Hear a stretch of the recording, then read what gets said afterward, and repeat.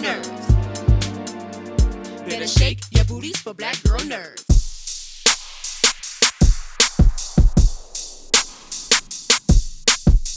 Thank you, Shamier. I appreciate your time this morning. This is some scary stuff going on here. And particularly for your character, Ward, he's in a position of protection. And when chaotic things, we look to our protectors to defend us, but they don't know exactly what's going on. So, in a scenario for you personally, would you rather be a protector or would you rather just be taking it all in like everyone else in this scenario that all these people are going to go through this season? That's a good way of phrasing it. I'll say that protector or taking it in, aka running. But but no, I think a protector is definitely subjective, and obviously my family, I definitely want to be a protector similar to Trevante. I've been asked this question framed differently, of course, and every time my response is I would run. But in your frame, the way how you framed it, which is really great, I'd probably step up to the plate and be a protector, during if something like this were to happen. Mm-hmm.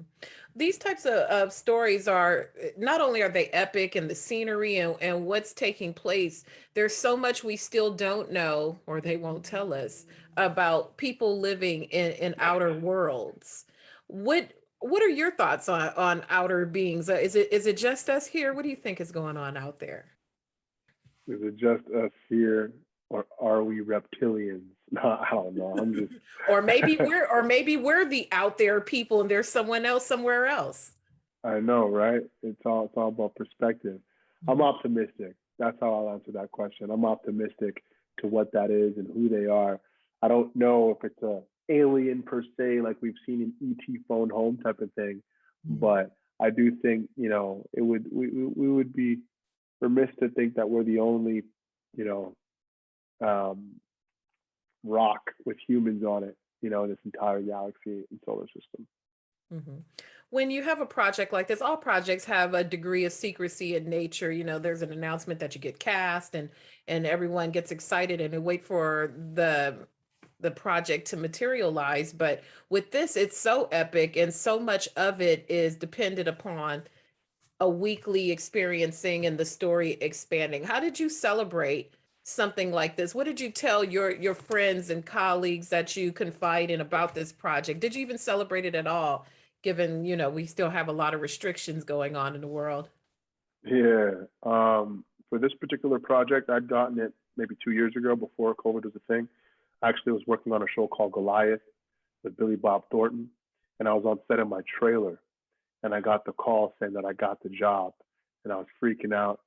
I got really excited, and then I was told I couldn't tell anybody, and so I had to keep it close to my chest for about a year. Actually, we actually filmed, and people didn't even know I had the job because I had to keep it so close to the chest.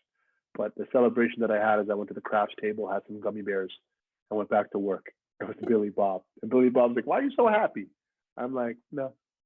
Gummy bears are good. Why not? That's a great show too. Goliath is a fantastic show. They're having their final season over there.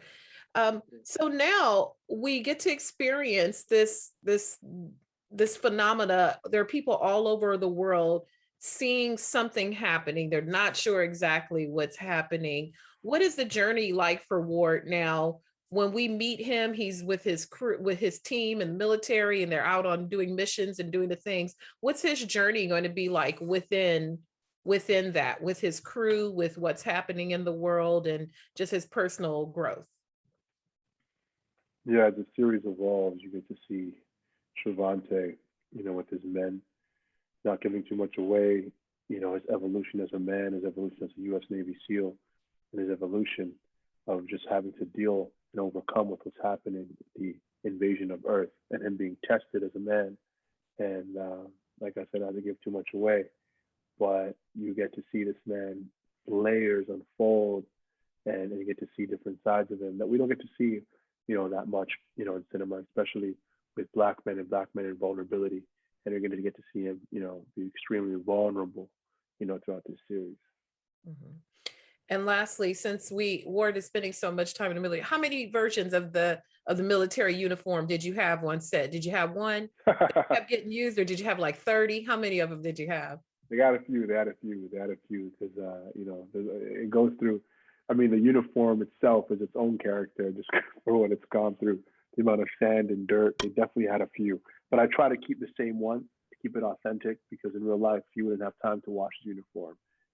In those circumstances, they do wash the uniform, but being on this, this march, this marathon rather, of just trying to get home, he definitely didn't wash it. For sure.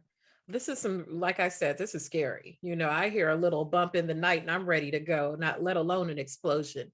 So I thank you. This is a very exciting series and I appreciate you talking with me. Thank you. Take care. Take care. Thank you so much for your time, Simon. This is such an epic undertaking with story just being at the center of it. When you think about involving with this project and now the baby begins to take legs and walk for everyone gets to see it, what has impressed you the most about this journey with this talented cast and crew around you with Invasion?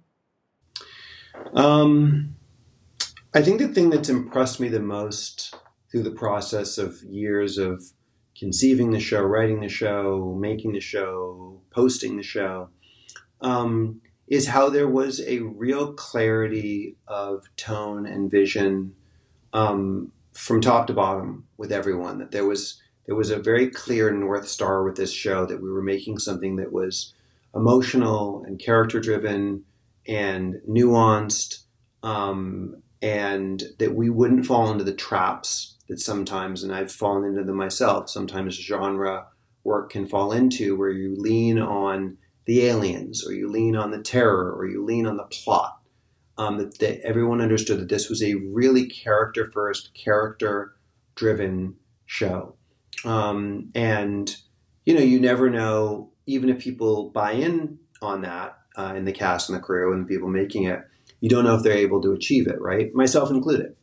And what has astounded me is how people really have stepped up to that, and how the actors really embodied and took on their characters. And it was important to me that, other than Sam Neill, the actors not be well-known movie stars, and they be fresh faces, relatively, and that's harder to find, right? Because you have to really go out there and find new talent. And you're taking a little bit more of a risk because they don't have the same body of work that you can look at. Golshifteh does, but most of the other actors don't. And so that for me was a bit of a leap of faith. And it's one that really, I think, worked out because you're not conscious of their stardom sometimes. I think, having worked with movie stars in movies, they're extraordinary, but you are somewhat aware that you're watching Matt Damon on Mars, when they made The Martian. And I love him in that, and he's extraordinary in it. But it's slightly different than watching people you've never seen or you've barely seen. And so you see them as the character. So that's been a lot of fun. And yeah, just sort of maintaining that tone when you're working with hundreds of people, probably thousands of people by the time you're adding in post and visual effects. Having that clarity is, I think, very often what differentiates good genre work from really great genre work. Mm-hmm. And The Martian was also great. I went on the press tour. We did a whole NASA thing. That was awesome. So thank you for that. That was really cool. Lastly, when the show, there will be lots of discussions, and it'll be interesting discussions since there's so many representatives from so many places that are coming together to create these discussions of this invasion that's happening. By design, to have all these variety of voices, because sometimes it can be a singular perspective in a series, but now we've got lots of perspectives. Yeah, I mean, it was not only by design, I would say it was in some ways my initial and sort of fundamental impulse for this show was to take something like Babel the movie Babel and sort of mash it up with science fiction, and to make it as global as possible because we live in a global world and an interconnected global world because of our technology now, right? Like we know what's happening in Hong Kong. We know what's happening in Afghanistan. We know what's happening around the world because of social media, because of the internet, all these things. And so I really wanted it to not be the type of alien invasion that we've seen a lot of, which is it's a white guy in America and maybe his family. I wanted it to feel like it was different voices, different experiences, different cultures, different races, sexualities. I just wanted to reflect the world in which we live. And that's something that's really important to me in general. I think for this particular show, it's critical if you are making a global invasion show that you are actually showing the whole world. You're not just showing, news clippings of what's happening in Asia. You're actually living with a character there who's just as significant to the show as a character who is in America and Long Island. And it was important to me that the characters in America and Long Island were, dealing with their intermarriage issues, but also the issues of being Syrian American, Arab American in a predominantly white community. So I just felt like what I wanted to create was a show, again, that just looks like our world and doesn't look like what we've seen in Hollywood for a very long time. Absolutely. Well, bravo, Simon. Thank you. I enjoyed that very much, and I enjoyed chatting with you. Thank you so much for your time Likewise. today, and super excited for other folks to see it. Thank you. Awesome. I really appreciate it. Thank you. Take care.